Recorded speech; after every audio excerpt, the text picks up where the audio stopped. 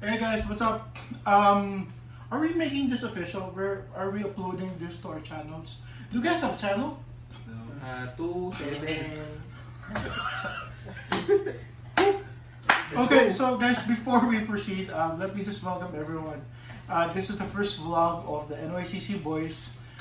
We will have a series of things for you guys. We will have unboxing, we will have a number of reviews. I think personally, I'm doing a review of all of the comic books that I collect and some of the things I don't. We're gonna upgrade that a little bit. We're going to do that live. So today we're gonna do that. So we're gonna do a series of things today. We're doing this in the house of Mon. If you can see all of the statues, it's all his. We will have a separate video, a little bit of a walk through of his man cave. That's going to be in a different episode, so watch out for that. But right now, the first thing we're gonna do, which is an easy one.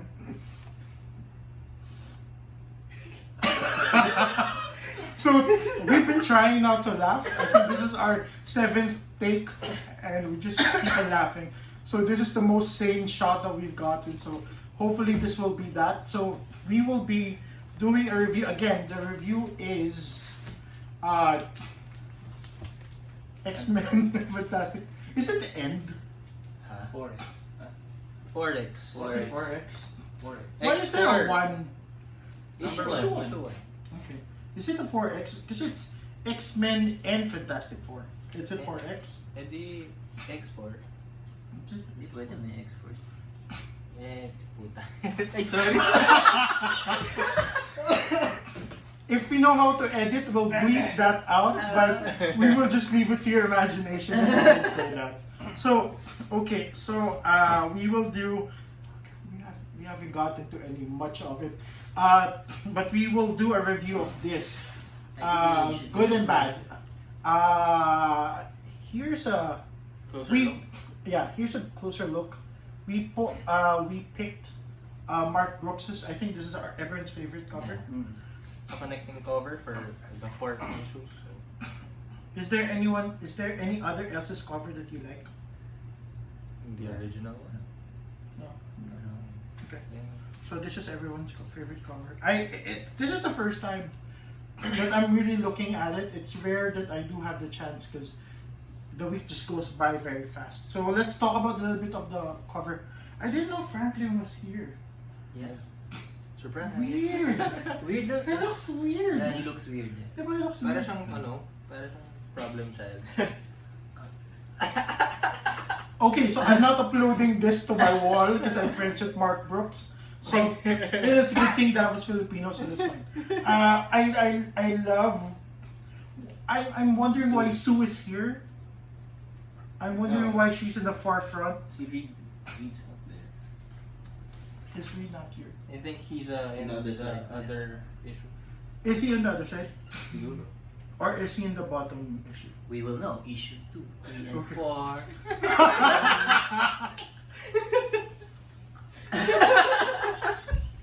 Pwede bang mag-mix na tayo? We will continue. We will continue. So guys, okay, so you're getting a taste of how this is every conversation that we have. So you have a taste of what the conversation is all about. And this is general patronage, except for the beep and the this is general patronage. So how I like that. And just because I know Mark and I've seen him work, to me, every time that I get to see him do a cover like this, because he does this traditionally. So it's amazing how he makes it look like it's digital. It's amazing. I don't know how he does it, but everything is amazing. I like Professor X. He's here. I didn't know that Magneto was here. Oh, you're white. White Magneto. White Magneto. So we're gonna have an Later, unboxing. Yeah, we will have an unboxing of White Magneto. So he's right here. I didn't see him. I'm not a fan of Beast, but Mark drew him well. I didn't know that his costume is like With cycling shorts. yes, cycling shorts. With I behind didn't it? know. Cycling shorts. With I didn't behind know this. Tapos with Hindi na brief. with pouches up. At least he made him a little general. And I like it that Dr. Doom is in the background. But who's the villain kaya at the bottom? Because diba, it's going to be, it's 4-part. So who's the bottom part? Who's the submissive villain? We're gonna bleep that out. We're gonna bleep that out. If we will, usually editing is for to make sure that everything is cut short to the relevant. We're editing so that we bleep his words out. So okay, so let's go to the sweet part. Any page. Can I open it? Yeah. Any favorite page? Ako, I have it. The one when Sige, Thing and open. Storm. No. Thing and Franklin was The not cafe. the thing. Yeah, when they were talking about how Reed Reed was not able to help them out, Okay. knowing that Reed is he's a super smart guy. Yeah. That he fixes the problems of the universe. Yeah. So which panel is that? So we'll try to show you without damage the comic book. So this is Georgie's favorite panel. Why is this your favorite? It's somehow relatable because of We have a father here. May friend come see that thing. yeah. I have a friend that looks like the Thing, so it's Why are you relatable. looking at Mark? No, I'm not. Wala ko sinasabi. Si Dennis Bleep. Okay, so Dennis, ikaw, what's your favorite panel? Nice. Pop quiz yun, ano ba? You supposed to know that. Ay nako, you're not doing your homework. Looking pa lang. I like how Franklin's parents they went to Franklin to try and convince him not to not to go with the X-Men, because it just shows that even though they have powers, they're normal. They have that kind of normality as parents. So like Francis, he's a father na, so I'm gonna pass it on to you. Okay, let's pick yours. Which is your favorite? My favorite is the conversation between Yeah. I think yeah, that's your this one. favorite. The Storm Genosha. and Thing.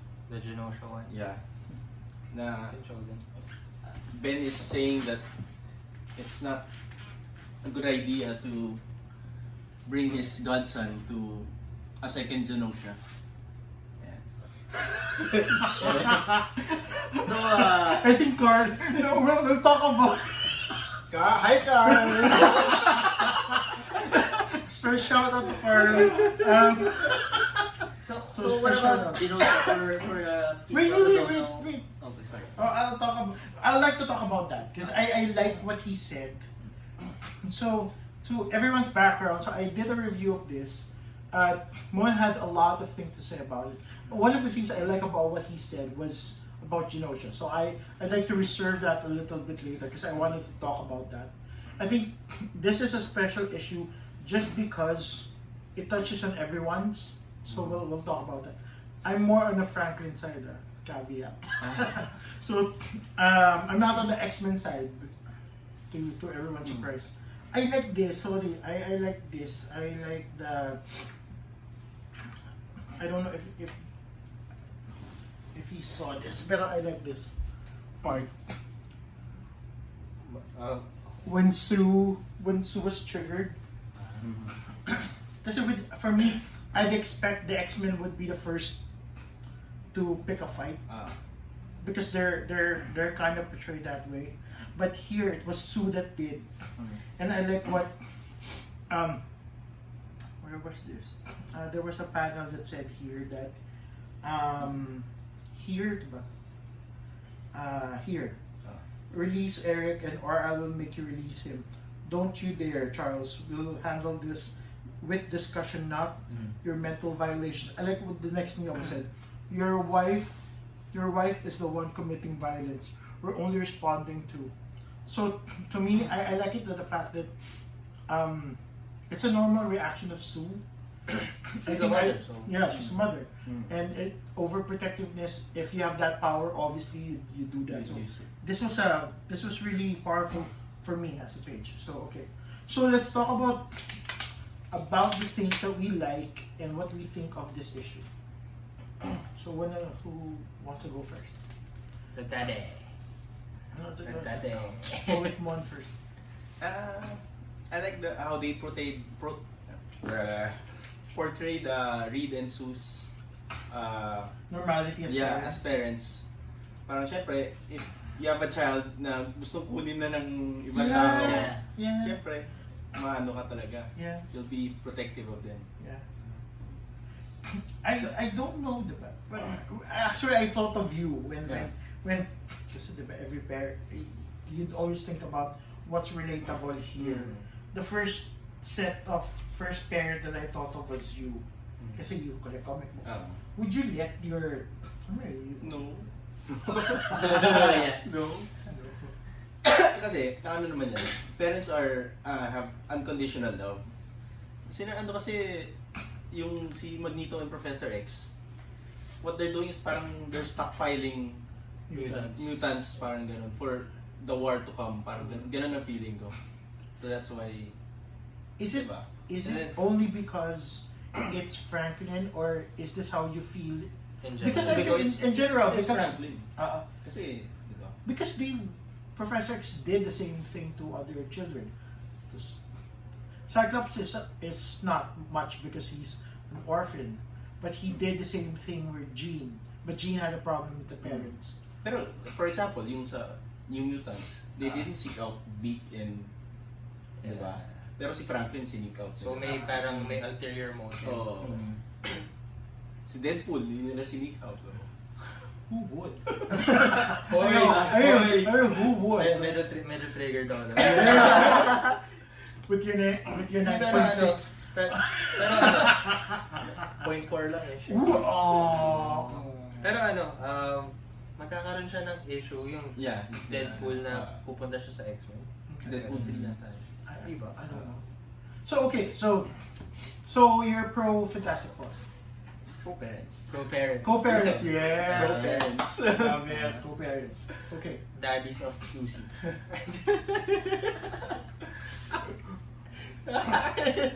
I'm gonna bleep you out next time. If we can edit this, I'll bleep you out. Okay. Oh, go ahead. Oh, what do you think? Ano ba?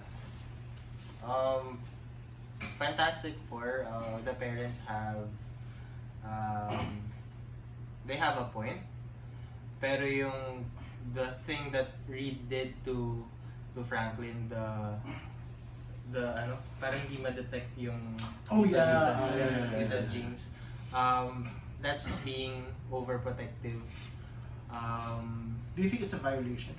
I think it is. It's like it's a data privacy issue.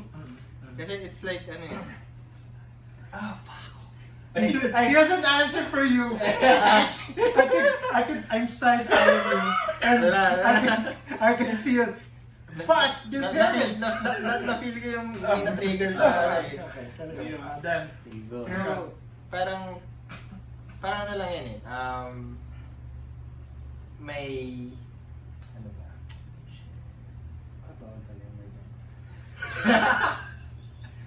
Ano pa rin niya? They have a point in protecting their children or their child.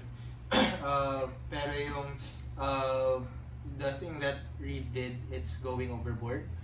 I know that Franklin isn't in the right age yet to choose. how old is he? Does anyone know? Parang 60. 60. Di ba messed up yung Oh, age? Yeah. hindi kasi ano yung ano niya. Minsan matanda siya, minsan bata. But the premise here is. Come on, Marvin. The premise here is, they came from a dimension where he aged fast. So, He's older, but I don't know how old.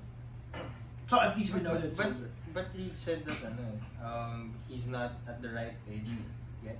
So A couple of years, he said. yeah, so maybe Probably it's a 16, hint. yeah. Probably 16. It's a hint na hindi pa siya legal. So, okay, so pro X-Men Fantastic Four. The pro parents, that's already taken. The pro Fantastic Four. Well, except for Thing. Yes, but not to the extent of what Reed did. So pick one. But it's not black and white. It's not black and white. So pick one. Pick one. Let's go Percentage Avengers. Pick one nga, pick one. X-Men. X-Men. Oh, okay. Oh, then Just because it's Jan. Jan. Jan. Oh, I think one thing that's being missed in this book is what does Franklin want for himself. Yeah.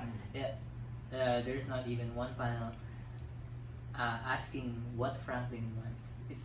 It's really a question. This book is about the question of where will Franklin join, and Kitty asked him that. Yeah. No, Kitty what do you asked want? him that. Kitty. Yeah. Ano sabi? What did he say? She said, what do you want?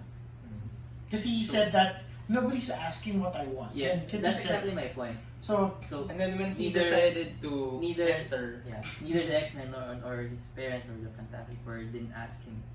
So so that's but kasi di ba Magneto and Prof X they had a meeting with Kitty first. So Yeah. I think that's the real plan of the X-Men. Yeah. So to ask. yeah. Kitty to convince. yeah. Okay. It's I thought to ask like Franklin. baiting him to go to Krakoa. I don't think Kasi that's... may link sila. Yeah, but Yeah, I don't first, think... may I don't think... emotional connection sila kasi. Because of the But I don't- unang Fantastic Four versus X-Men. Right. 1987. But I don't think that Kitty really believes in convincing him. Kasi at the end, she said that sige, sustainable ba yan?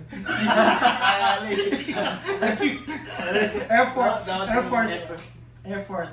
Flex. Dapat ganun. So Not this is the season, not the season. So, pero okay. So, continue, sorry. We're cutting him. So anyway, I feel that Franklin wants to join the X-Men, but with the ulterior motives hanging without us knowing or without him knowing. So I think if he knew what the X-Men wanted him to become or to be, he wouldn't want to join the. Do you think he doesn't know? I think he just wants to decide for now, Okay. for himself. Just the mere fact of Yes. having been able to decide. So, which team are you on? Your Parents. parents, Fantastic. X-Men. X-Men. I Um, just realized something. I hope this is for general public. Yeah. What if yung ending nung 4-part series is there would be Oh, another. later. Let's talk about specs later. Okay, sige, Let's later, talk about later. specs. Okay. But that's a good point. Okay. And I think to hold on to that. That also gives both of them time to think about what is their speculation. Especially Mr. Speculation is with us. So for me, I go for Franklin. I just want him to make a decision. I feel I have strong emotions because being a child. TMI. For me kasi I feel since I grew up, and this is the reason why I'm saying that this touches on everyone, because for me, I grew up as an independent child. I left home really early. It was also because of the design of my parents, my mom specifically. So I left home early, and I was independent early. One of the things I didn't like was the fact that children, not of myself, sometimes because of the intention of the parents to protect their children because they've been there, is to stifle just because we know better than you do. I feel that sometimes we need to have that dialogue that okay, we'll take 20% of what you think will be 80%, not 100% all the time. At least just for you to consider. I feel for Franklin because of a number of points. One is, my power is broken. My dad fixes everything in the universe. Why can't he fix me? And Or why won't he fix me? that We don't that know that Parents, So, well, he did. Well, to your credit, he did say that. He did say that. But we don't know. But for me, his point of why am I not being fixed? Second is when he was being sarcastic of, you spend so much time with everything else. Thank you for your time fixing me. So third is the mere fact of asking him, now what does he want? Like, before you fight over me, ask him first, what does he want? Number 4 is yung the one that he said at the end, the tampering. To me, it's like yung he could have just asked. Yeah. Okay, so I don't want this. I'm going to do this because it's this. I'll explain to you. I mean, maybe Franklin could understand his parents if both parents are just open to him. I think so too. I mean, even though, let's say, Franklin is not of age yet, he would understand his parents.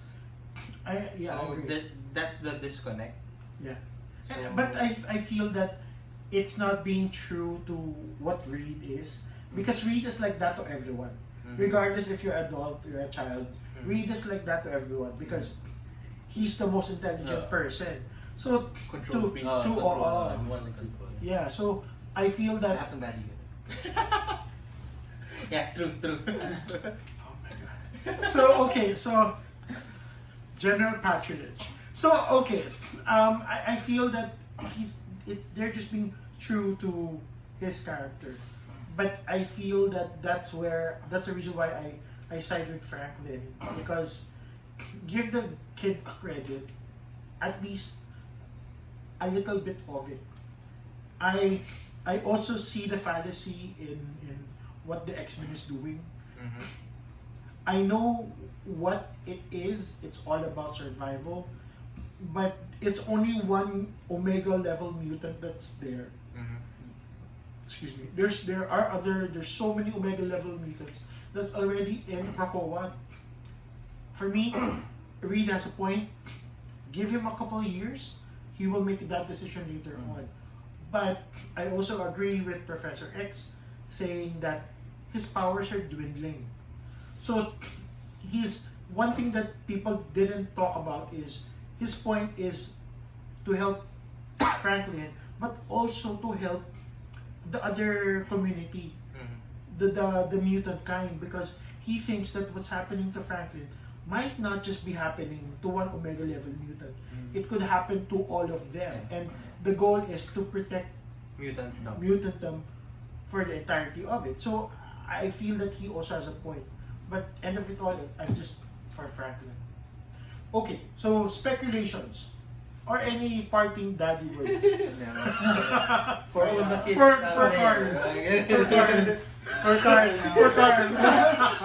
Bati na ba kayo? Wait, for me, that was the best. And that to me, that's that healthy. should That's healthy. that should always be how it's done. That's healthy. Because to me, I've seen a lot of discussions where name calling happens. I'm like, dude, Don't you can do be. ad hominem. Yeah, agree. For me, if you have a point, engage. If you have the time, he made time, by the way. China's mafia made time for that conversation. He made time for that. So for me, if you have a point, if you want to, Wait, racist. if you want to convert somebody to your point of view, which rarely happens, take the time to have that conversation. Don't mock them. Don't call them names. That was a good conversation. I love that conversation. So I think good job, Carl, as well. I think you did very well in engaging a father. I think you have a point representing children. I rooted some parts of what he said. I rooted for him. Go talk about that. But I also understand where Mon was coming from. Just because he's not an adult yet. Yeah. And he's always been, but that's true eh. He has always been afraid of him. He's always been afraid. Mga tatay ganun. Eh, but he's more afraid of ano. Diba he wants what he said, diba? So what's wrong being human? You remember? Tapos, I like to have a special mention to Sue. Sue is representing all mothers in the issue, no? When she said that, it doesn't matter. When I was in soccer school, player? I was good in soccer. That I was really good at it. That we were talking about scholarships. But one day she had an accident and she lost that feeling of being special. She was very good. She was very good in exemplifying that as a mother. Actually, hindi pa mother, yung being a wife. Tapos ano din, yung attacking Magneto. Actually, yung first, diba, yung force field, they were not even in the ground. They're not even on the ground. They were just flying. Tapos she already put a force field on the door. It's amazing. So, okay, Really? Okay, so spec time. So, what's your speculation for the next issue? Next issue agad? Dr. Doom. Doc Doom. Dr. Oh, okay. So, what's your speculation next issue? For me, I want to speculate for after the 4-part issue. No, just this next issue. Next issue agad? Yun lang? Oh, we can't go after the 4th. Oh, I'll give you time. Well, then let's move on. I'm sure he has specs now. I think he'll go to Krakoa. He'll check the place out, see what it's like, have a taste of being free. So, party! Kaya, yun yung ano ko eh. In Hawksbuck, they were partying. Sige mo. Kaso hindi Hindi ba ba umay? galit pa inumin mo ng ano? Kaso hindi ba umay? Parang puro si Dazzler na lang yung kumakanta. Kaya nga David Deadpool. For entertainment. I think naman in the island, not everyone drinks. Anyone What do can they do do what they kasi want. sa island? I don't think that Anyone. that such thing happens. I think there's Restrictions. rules. May law pa. Kasi di ba sa school pa lang, di ba sa school pa lang eh.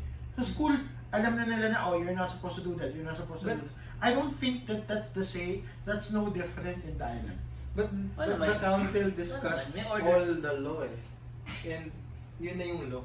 Pero there's still school in the island. So if you're enrolled in the school, you follow the rules of the school. I don't, kasi what they discuss is the rule for the island for mutant kind. But the school has its own rules because everyone more or less have been students, so they know. Kaya lang, we haven't, which is interesting, no? What would be the next comic book na will focus naman on the schooling? Generation X. Strange Ako, Generation X. Strange Academy. Para they'll talk about naman how is the day-to-day lives of the, kasi not everyone is partying and also. Okay, but that was one of the things that he talked about in that discussion. Why, as a parent, why would I let my child go to? But I think there's this conversation with Mon and Carl. The sinister part. Sinister in Apocalypse. Oh yeah. Would you send your child to a place where Mr. Sinister and Apocalypse are? Would I? They can tamper. Pero how is that different with Earth having all the villains? Yeah. Hindi, at least yun. Nandun yung parents to protect. Sa Krakoa, kumbaga, wala. Siya lang talaga. Oo. Okay. for me, most probably na mas ipoprotect ng parents si Franklin kaysa sa kung sino man. Oo. For me, just because not me knowing Professor X as an educator, and knowing, this is that, like, all other parents of all other mutants that were asked for their children to go there doesn't know Professor X, but Reed and Sue should know how Professor X through the years, how he's been protecting students and all that. So that, and they were close. Professor X was always Reed was always let's do this for this justification. Professor X was like no, you have to think about this. He's always been which is, I think that was the reason why Stark put him there, was to even things out all the time. And Beast was put there. Illuminati. Right. And Beast, when he was also there, he was always the even things out, or think about this perspective and all that. Reed then was no, let's look at the survival of humans, survival of this. And to me, if you look at it in entirety, I would let him because he's an educator. It's just that, kasi Professor X has changed it. Yeah. Which this is a different professor. No. I think to Reed's point when he said that you've changed because you've made changes, and Professor X said because I just took the next step, logical step for us. Spec wise, last na. Next issue lang kasi. So, ako spec wise, I think they'll explain how Dr. Doom is there. Siguro for next issue. Ako muna. Ay, akala ko. Okay, sorry. So, I think they'll explain why Dr. Doom is there. I'm interested in how they will logically put Dr. Doom there. And I like how, because Dr. Doom represents a villain that's not a mutant and not necessarily pro-humans. And So he doesn't think of himself as a villain, so that too depends on how they write it. But to me, I'm interested in how kasi in X-Men we always see the defensive humans and the mutants, how they interact.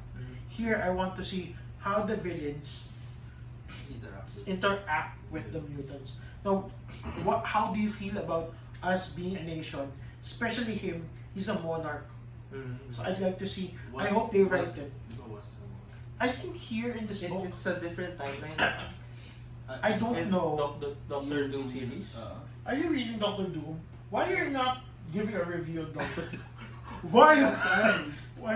Yeah, okay. I understand.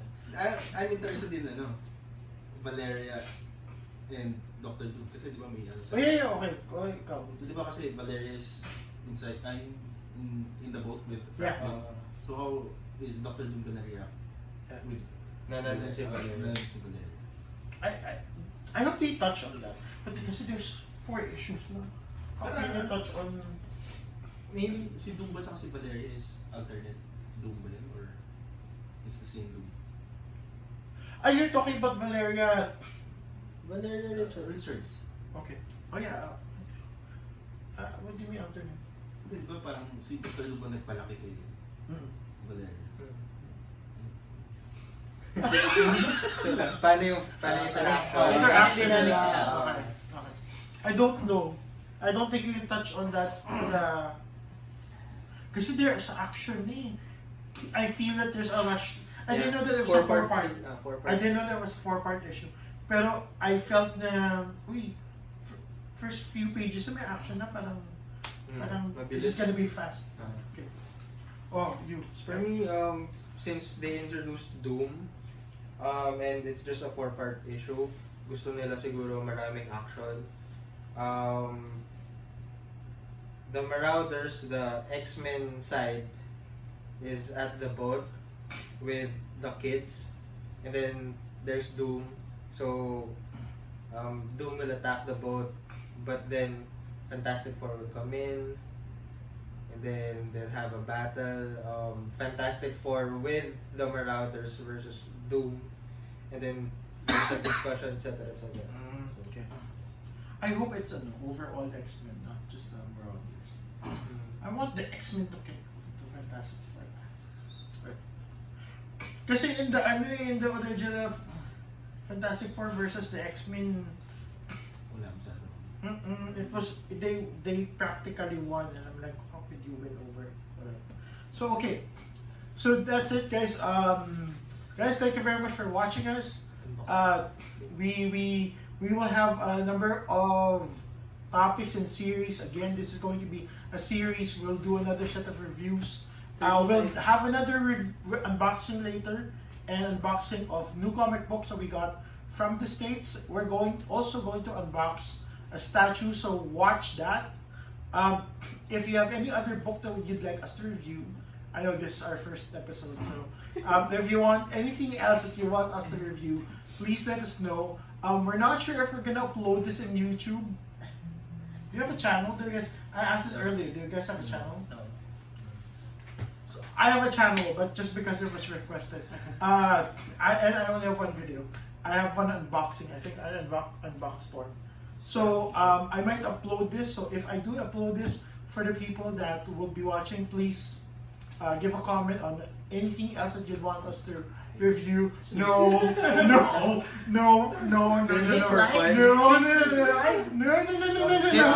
like button here and the subscribe button there. No clicking, no bells, nothing like that. But this will go to the comic book. This might go to our separate walls. If you have any suggestions, please let us know. This is our first episode. We'll try to bleep. It's not gonna happen, but we're going to try and bleep certain words and innuendos, and keep everything general patronage. So, guys, thank you very much. We will see you next time.